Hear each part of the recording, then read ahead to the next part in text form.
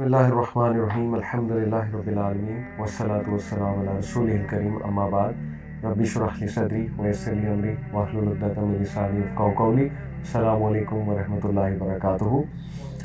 جزاک اللہ خیر and welcome two things that matter.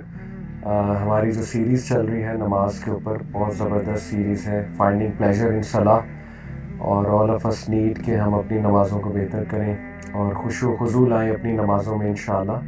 خشوع میں نے آپ کو بتایا تھا وہ دل کی سٹیٹ کو کہتے ہیں، انٹرنل سٹیٹ کو. خضوع جو ہے یہ فزیکل سٹیٹ ہے، جو باڈیلی پوسچرز ہوتے ہیں. تو اچھی نماز کے لیے خشوع بھی ضروری ہے اور خضوع بھی ضروری ہے. یعنی انسان کے اندر خشیت ہو، اللہ کا خوف ہو، ایموشنز ہوں، جذبات ہوں نماز میں. نماز جذبات سے خالی نہ ہو، کیونکہ آپ اپنے خالق سے ایک ملاقات کر رہے ہیں، تو وہ ملاقات جذبات سے بھری ہونی چاہیے. کوشش پوری یہ ہونی چاہیے، اور اس میں عاجزی انکساری ہونی چاہیے، اس میں جھکاؤ ہونا چاہیے، ہمبلنیس ہونی چاہیے. اسی طرح اس میں باڈیلی پوسچرز بہت ڈگنیفائڈ ہونے چاہیے. اس میں جلد بازی نہیں ہونی چاہیے، اس میں جو ہے وہ ریشنس نہیں ہونی چاہیے، اس میں لاپرواہی نہیں ہونی چاہیے، اور اس میں ایک ڈگنیفائڈ طریقے سے انسان کو نماز ادا کرنی چاہیے جو نبی صلی اللہ علیہ وسلم نے سکھایا ہے.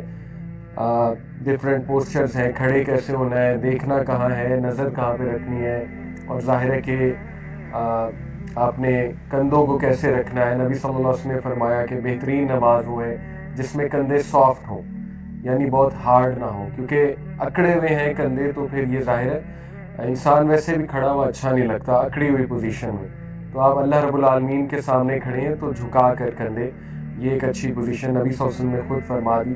پھر سجدہ، اس کا کیسے پوسچر ہونا چاہیے. 7 بونز پہ ہوتا ہے سجدہ، حدیث ہے. وہ میک شور ساری بونز زمین پر لگ رہی ہیں، جن میں ناک ہے، یہ ہے، باقی ہاتھ ہیں آپ کے، ٹھیک ہے. تو اسی طرح رکوع ہے، رکوع میں کمر سیدھی ہونی چاہیے اور ایک ڈگنیفائڈ پوسچر ہونا چاہیے. تو یہ خضوع کا پارٹ ہے. تو خشوع بھی بہت ضروری ہے نماز کے لیے، اور خضوع بھی بہت ضروری ہے. کچھ احادیث کی طرف ہی آتے ہیں انشاءاللہ، تاکہ سب سے بہترین یہی ہے کہ نبی صلی اللہ علیہ وسلم نے جو خود بتا دیا ہمیں نماز کے بارے میں، وہیں سے ہم موٹیویشن لیں، نماز کے فضائل کے بارے میں جانیں.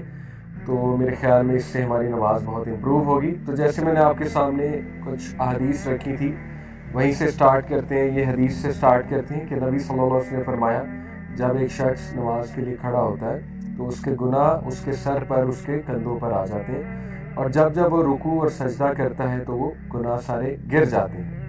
تو یہ ہمارے لیے بہت ہی موٹیویشنل حدیث ہے. اسی طرح نبی صلی اللہ علیہ وسلم نے فرمایا کہ اگر لوگوں کو اذان کا اور پہلی صف میں کھڑا ہونے کا ریوارڈ پتہ لگ جائے، اذان دینے کا اور پہلی صف میں کھڑا ہونے کی ریوارڈ، تو وہ قرعہ ڈالیں گے ٹو سیکیور دیز پریولیجز. اور اگر انہیں یہ پتہ لگ جائے کہ نماز اول وقت پہ پڑھنے کا کیا ثواب ہے، اول وقت پہ پڑھنے کا، تو وہ ریس لگائیں گے.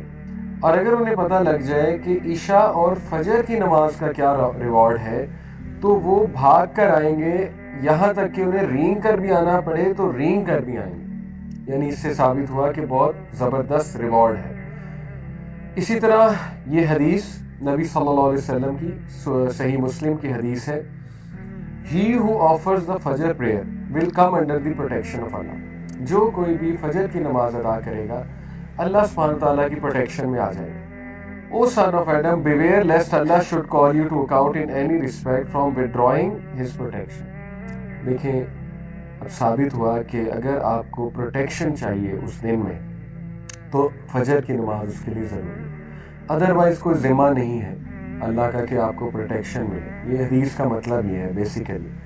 اور ویسے بھی آپ دیکھیں نا، فجر کی نماز چھوڑنے کے بہت سے رسک ہیں. شیطان، وہ حدیث آپ نے پڑھی ہوئی ہے، فجر کی نماز جو چھوڑتا ہے تو شیطان اس کے کان میں پیشاب کرتا ہے. تو دیکھیں یہ کیا ہے، یہ میرے نزدیک تو یہ جادو ہے. شیطانی ساری چیزیں جادو سے ریلیٹڈ ہوتی ہیں نا. تو لوگ کہتے ہیں ہم پہ جادو ہو گیا، تو جادو تو تبھی ہو جاتا ہے جب فجر کی نماز چھوٹ جائے. جادو اس سینس میں کہ ایک دھوکے میں انسان رہے اور ڈسیپشن میں رہے، کیونکہ شیطانی عمل شروع میں ہو گیا، صبح ہی ہو گیا. پھر وہ 3 گرہ باندھتا ہے، اور پہلی گرہ کھل جاتی ہے جب انسان اٹھتا ہے، اللہ کا نام لیتا ہے، دعا پڑھتا ہے. دوسری گرہ کھل جاتی ہے جب وہ وضو کرتا ہے. تیسری گرہ کھل جاتی ہے جب وہ نماز ادا کر لیتا ہے تو یہ گرہ کیا ہے؟ شیطان کی گرہ بھی ایک قسم کا جادو ہی ہے نا. بہرحال سوچنے کی بات یہ ہے کہ انسان کہتا ہے میری زندگی ٹھیک نہیں چل رہی، میری زندگی میں برکت نہیں ہے یا ڈیفیکلٹیز ہیں لائف میں، تو اسے سوچنا چاہیے کہ فجر کی نماز ہی نہیں پڑھ رہا تو شیطانی عمل تو ہوگا زندگی میں. ٹھیک ہے، ہمارے نبی نے تو بہت کلیئر بتا دیا. تو فجر کی نماز پروٹیکشن ہے، بہت بڑی پروٹیکشن ہے. اور تھرو آؤٹ ہسٹری آپ دیکھیں گے، تھرو آؤٹ ہسٹری جتنی بھی تہذیب آپ کو تہذیبیں ملیں گی، سویلائزیشنز ملیں گی، ان میں صبح میں اٹھنا اور صبح میں اٹھ کے کوئی اسپرچول ایکٹیویٹی کرنا، ایون یوگا کرنا، یہ تو آپ کو ہر طبقے میں ملے گا، ہر اس انسان کی روٹین میں ملے گا جو عقل مند ہے. تو یہ مسلمانوں کو بھی سوچنا چاہیے کہ ہمیں تو سب سے بیسٹ اسپرچول ایکٹیویٹی ملی ہے صبح کے ٹائم پہ، اور وہ نماز ہے، فجر کی نماز. تو اس کو چھوڑنا یہ بہت گھاٹے کا سودا ہے، بہت گھاٹے کا سودا ہے. اور بہت فیئرز ہوتے ہیں لوگوں کے، طرح طرح کے فیئرز ہوتے ہیں. ٹھیک ہے کہ میری نیند خراب ہو جائے گی، اور اگر میں اٹھ گیا تو میرے سر میں درد ہونا شروع ہو جائے گا اگر میری نیند نہ پوری ہوئی، یا مجھے فلو ہو جائے گا وغیرہ وغیرہ. آن دا کنٹرری آپ فجر کی نماز پڑھیں گے، اللہ آپ کو صحت دے دے گا، آپ کی صحت بہتر ہو جائے گی. ٹھیک ہے، آپ کی انرجی بہتر ہو جائے گی. تو یہ تو فیئر ہے، شیطان یہ فیئرز ڈالتا ہے. بہرحال نبی صلی اللہ علیہ وسلم نے فرمایا، یہ میں آپ کو حدیث بتا چکا ہوں، کہ اگر انہیں فجر اور عشاء کی نماز کے میرٹس پتہ لگ جائیں تو وہ رینگ کرنے آئیں گے. فجر کے کچھ میرٹس آپ کے سامنے ہیں. سب سے پہلے اللہ کی پروٹیکشن، ڈیوائن پروٹیکشن، یہ صحیح مسلم میں آتا ہے. نمبر 2، فجر کی جو تلاوت ہے، نماز کی تلاوت، وہ فرشتے وٹنس کرتے ہیں. فجر کی نماز کی تلاوت فرشتے وٹنس کرتے ہیں. تو یہ بہت خوبصورت بات، فرشتے آپ کو کھڑا وٹنس کرتے ہیں، آپ کا نام بتاتے ہیں اللہ سبحانہ تعالیٰ کو جا کر واپس. ٹھیک ہے کہ یہ شخص آیا تھا. حدیث میں آتا ہے کہ جب انسان فوت ہوگا اور اس کی روح کو اوپر لے جایا جا رہا ہوگا، فرشتے آئیں گے اس کی روح کو اوپر لے کر جائیں گے، اگر تو نیک روح ہے. ٹھیک ہے، تو فرشتے بڑی خوبصورت شکلوں میں آئیں گے اور سفید لباس پہنا ہوگا، اس کی روح کو پہلے آسمان پہ، دوسرے آسمان پہ، 7 آسمان تک لے جائیں گے. ہر آسمان پہ کھڑے فرشتے اس کو سلام کریں گے اس کا نام لے کر. اب اسکالرز یہ کہتے ہیں کہ نام کیسے پتہ ہے فرشتوں کو؟ ٹھیک ہے، جیسے مثال کے طور پہ آپ میں سے کوئی عبداللہ ہے، عبداللہ کا نام لے کے سلام کیا جائے گا. آپ میں سے کوئی فاطمہ ہے، فاطمہ کا نام لیا جائے گا کہ سلام ہو آپ پہ.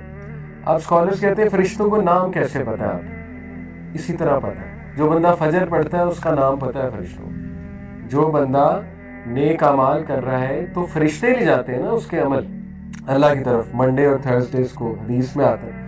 تو فرشتوں کو پتہ ہے یہ بندہ کون ہے، کیونکہ عمل پہ نیم ٹیگ لکھا ہوتا ہے.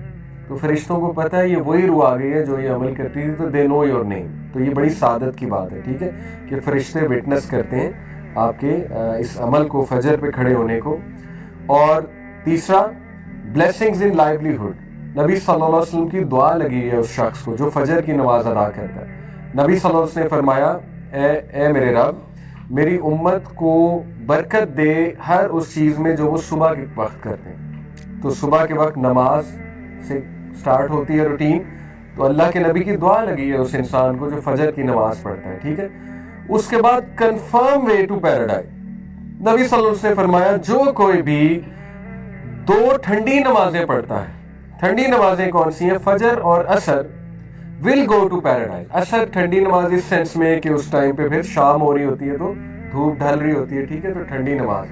تو نبی صلی اللہ علیہ وسلم نے فرمایا جو کوئی بھی فجر اور عصر کی نماز پڑھے گا شیورلی اسے جنت ملے گی، اللہ تعالیٰ اسے جنت میں داخل کرے گا. تو دیکھیں یہ بہت خوبصورت حدیث ہے، موٹیویشن ہے فجر پر اٹھنے کی. اسی طرح ایک اور موٹیویشن ہے، وہ یہاں پر مینشن نہیں، میں آپ کو بتا دیتا ہوں. اللہ کے نبی صلی اللہ علیہ وسلم نے فرمایا بشارت دے دو ان لوگوں کو جو اندھیرے میں فجر کی نماز پڑھنے جاتے ہیں، کیونکہ قیامت والے دن ان کے پاس لائٹ ہوگی.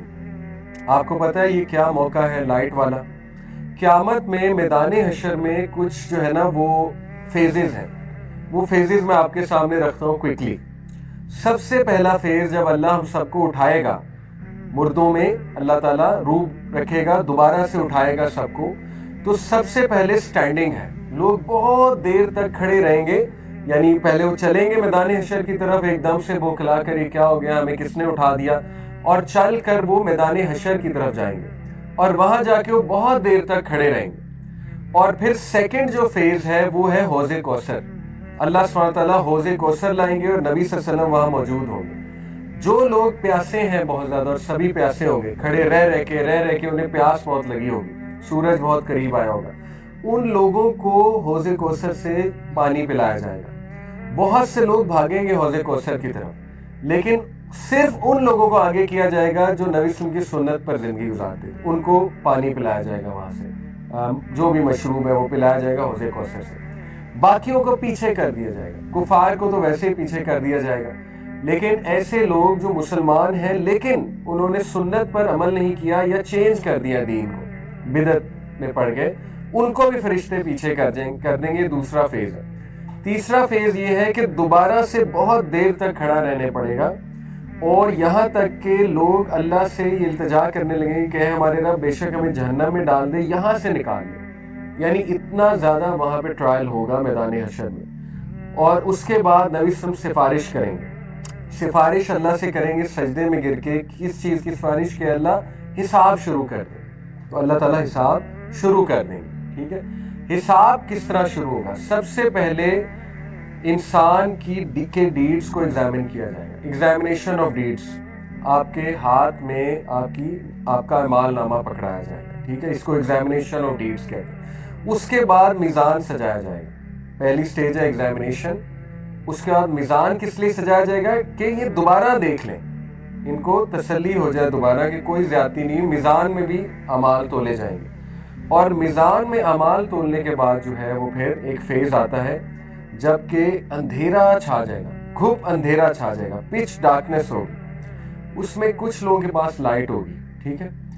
وہ لوگ لائٹ کے سہارے پل صراط کی طرف جائیں گے اور ایزیلی پہنچ جائیں گے. کچھ لوگ کے پاس بالکل لائٹ نہیں ہوگی تو وہ گریں گے، کٹیں گے، زخم لگیں گے انہیں، بہت زیادہ تکالیف جھیلیں گے اور بہت ایک مینٹل ڈسٹریس سے گزریں گے، اور پھر جا کر پل صراط تک پہنچیں گے. یہ لائٹ والے کون لوگ ہیں؟ فجر والے اس دن. ٹھیک ہے. حدیث میں آتا ہے کہ ان لوگوں کو بشارت دے دو قیامت والے دن ان کے پاس لائٹ ہوگی، اس فیز میں لائٹ ہوگی جب پچ ڈارکنیس. ٹھیک ہے. یہ وہ والے لوگ ہیں. تو دیکھیں اتنے زیادہ فائدے سبحان اللہ فجر کے. فجر کی نماز جو ہے وہ اس کو چھوڑنا بہت بڑا گھاٹے کا سودا ہے. یہ ایک جسٹ ٹو کریٹ امپیکٹ اور جسٹ ٹو ٹیل یو کہ نبی صلی اللہ علیہ وسلم when he said فجر کی 2 سنتیں دنیا کی ہر چیز سے زیادہ قیمتی ہیں. Just to create impact. یہ مکیش امبانی کا گھر ہے اور یہ دنیا کا سب سے مہنگا گھر ہے، ممبئی میں ہے غالباً، دنیا کا سب سے مہنگا گھر ہے. تو فجر کی سنتیں اس سے بھی زیادہ قیمتی ہیں. 2 سنتیں فجر کی، حدیث میں آتا ہے 2 cycles of prayer. 2 سنتیں فجر کی before the فجر prayer، یعنی 2 سنتیں are better than the world and everything in it. دنیا اور دنیا کی ہر نعمت سے بہتر ہے فجر کی 2 سنتیں. They are both more beloved to me than the entire world. وہ میرے لیے دنیا کی تمام چیزوں سے زیادہ قیمتی ہیں. نبی صلی اللہ علیہ وسلم یہ کہہ رہے ہیں. تو دیکھیں کتنا ریوارڈ ہے فجر کی 2 سنتوں میں. ٹھیک ہے. تو یہ ہمارے لیے موٹیویشن ہے کہ فجر کی نماز وہ کیچ کرنا کتنا ضروری ہے.